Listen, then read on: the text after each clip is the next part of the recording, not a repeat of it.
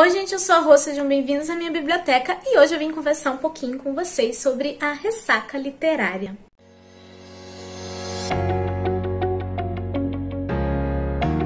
Eu tava conversando com a galera assim pelo Instagram e tudo mais, inclusive minhas redes sociais estão aqui embaixo, me sigam em todas elas, eu tô sempre conversando com vocês.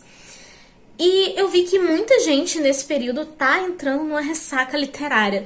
Eu não sei o que tá acontecendo, não sei se as pessoas estão ficando mais estressadas por passarem tanto tempo em casa e tudo mais por causa dessa quarentena, toda a questão do isolamento social.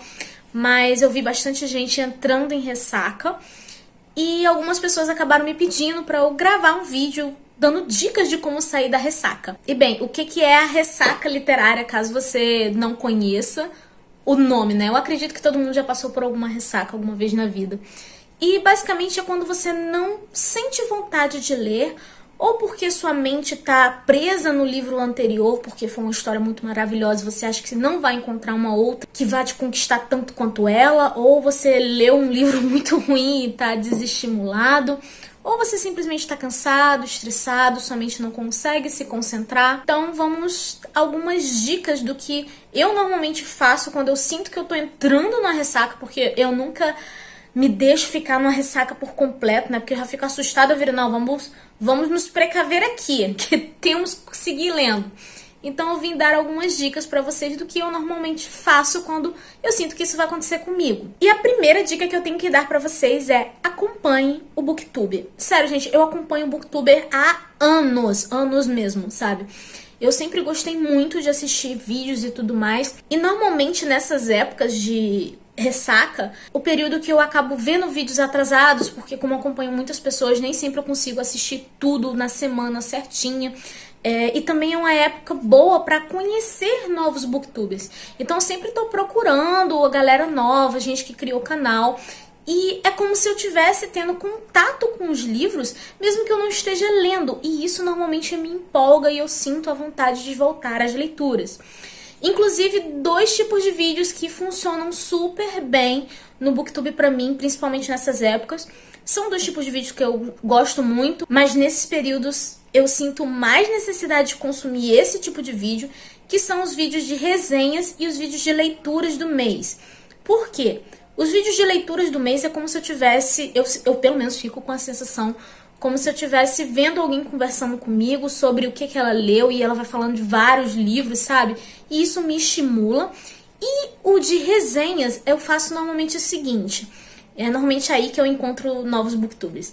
Eu boto na pesquisa do YouTube, tipo, algum livro que eu tenha na estante já, tipo, resenha do livro tal. E eu vou vendo, porque quando eu vejo pessoas elogiando um livro que eu já tenho na estante, é muito mais fácil eu me sentir estimulada de ir lá na estante e pegar aquele livrinho pra ler. Inclusive, aqui no canal tem playlist de resenhas e tem playlist de leituras do mês. Eu vou deixar aqui nos cards ou no box de descrição para vocês conferirem. A dica número 2, participem de leituras conjuntas. Sério, isso ajuda muito a você se estimular a ler, porque tem alguém para conversar com você. E, gente, grupo de leitura conjunta é o que não falta por aí. Se vocês verem a minha última TBR, é praticamente inteira leitura conjunta. Inclusive, falando em leituras conjuntas, em maio vai ter leitura coletiva aqui de Cinder, tá? E Cinder, o e-book está gratuito na Amazon. Pelo menos até o dia que eu estou gravando esse vídeo está gratuito. Eu vou deixar o link aqui embaixo, aí vocês conferem se o e-book está gratuito. E se você quiser participar, é só me chamar no direct no Instagram depois, tá bom? E outra coisa, a maioria das leituras conjuntas, como são grupos de pessoas, então depende, né, da galera toda caminhar junta, as leituras duram um mês. Aí você pode virar e falar assim, ah, mas eu não quero ficar um mês lendo um livro porque isso é muito tempo. Meu amor, você tá na ressaca. Se você ler um livro em um mês já é lucro. E o melhor ainda é que você ainda tem com quem conversar. É até bom porque você vai pegando o seu ritmo de leitura de volta, vai conversando com a galera, isso vai te deixar mais estimulado. Você pode até aproveitar para pegar e ler um outro livro em paralelo, sabe? Tudo vai ajudando porque você tem com quem conversar e isso é muito estimulante. A terceira dica que eu tenho que dar para vocês foi a Fran, lá do Instagram Fran e os Livros, que me lembrou dessa dica, que é releia um livro favorito. Quando eu não tava me lembrando dessa dica e ela comentou e eu virei, gente, isso super dá certo, porque eu me lembro de uma ressaca que eu tive, que quando eu reli Coraline do Neil Gaiman, sério, a ressaca, puf, foi embora. Porque eu estava indo para uma história que eu já conhecia, que eu já sabia que eu amava. Então quando eu li, eu tive aquela sensação gostosa de lembrar por que eu gosto de ler. Mas beleza, você não gosta de fazer releituras, tudo bem. Então busque o seu gênero literário favorito. Normalmente quando a gente gosta muito de um gênero literário e a gente consome muito, a gente já tem uma espécie de radar interno para saber quais tipos de livros a gente vai gostar. Então é muito mais provável que você pegue um livro daquele gênero e te agrade muito a história. Mas aí a sua ressaca tá das brabas, né? Você tá com medo de arriscar no gênero e não gostar. Então vamos para uma coisa que pode ser mais certa, como você ler um livro do seu autor favorito. Eu, por exemplo, tenho vários autores favoritos, só que no decorrer da minha vida eu tive que buscar identificar quais desses autores funcionariam em ressacas literárias. Por exemplo, eu amo o King, vocês sabem que eu amo as histórias do King.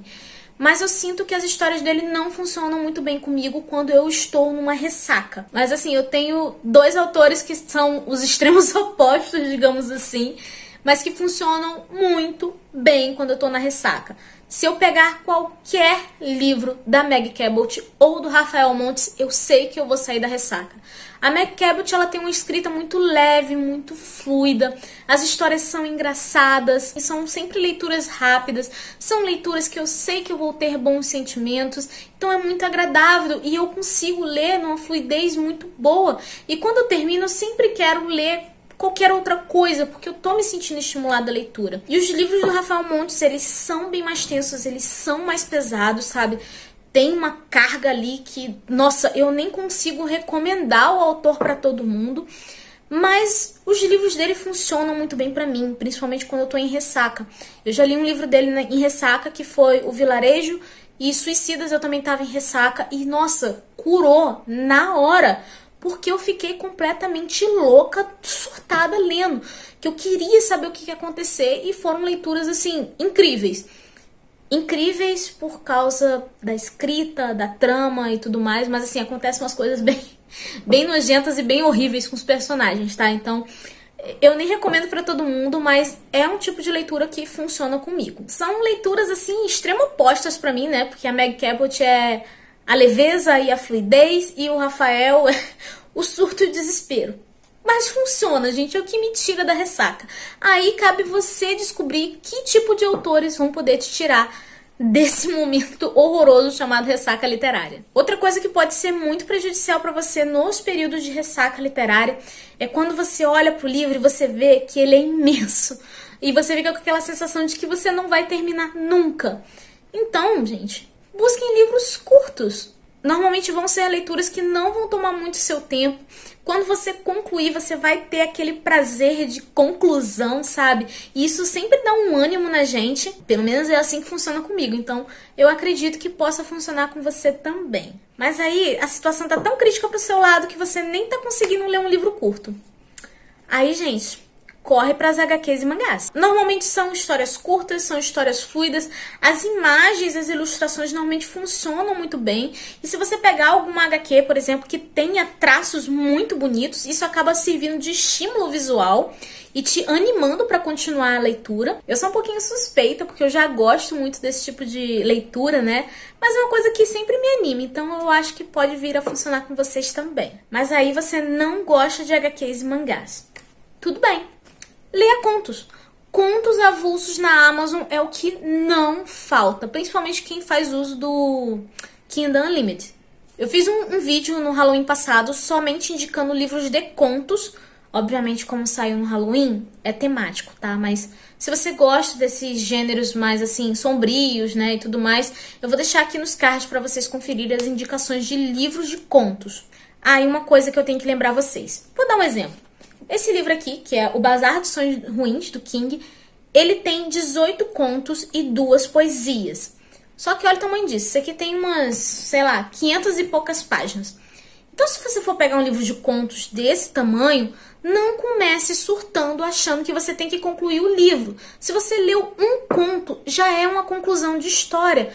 já tá valendo, sabe? Então, lê na calma, sem desespero. Você pode, por exemplo, tentar ler um conto por dia, ou se for um contozinho um pouco maior, de, sei lá, umas 50 páginas, dividir em 2 dias. Entenda que você tem que aceitar a ressaca e você vai ter que ir trabalhando ali com ela todo dia até ela ir embora. Então, assim, se você for pegar um livro desse tamanho, de contos, não se desespere.